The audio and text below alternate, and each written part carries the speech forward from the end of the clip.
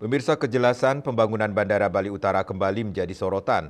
Aliansi Mahasiswa Cipayung Plus mendesak adanya kepastian hukum dan transparansi proyek strategis nasional tersebut saat beraudiensi dengan pimpinan DPRD Kabupaten Buleleng hari Senin siang 13 Juli 2026.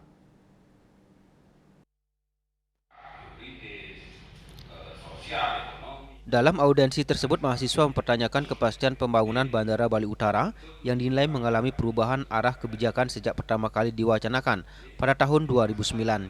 Meski kembali masuk dalam Rencana Pembangunan Jangka Menengah Nasional atau RPJMN 2025-2029, mahasiswa meminta pemerintah memastikan proyek ini benar-benar memberi manfaat bagi masyarakat Buleleng.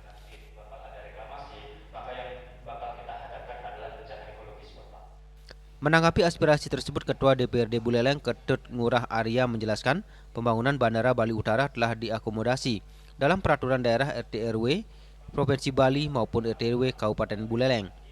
Menurutnya, penetapan lokasi Bandara Singaraja tidak dibatasi pada satu wilayah agar kajian pembangunan tetap fleksibel tanpa mengorbankan lahan pertanian pangan berkelanjutan. RT/RW kita selalu disusun. Artinya apa? Selain persoalan bandara, mahasiswa juga menyampaikan sejumlah isu lain, mulai dari pengelolaan sampah, alih fungsi lahan, fasilitas publik hingga pendidikan.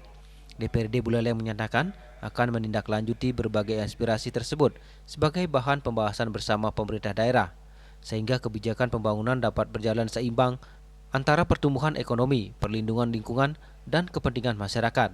Yasri Yuli, Bali TV.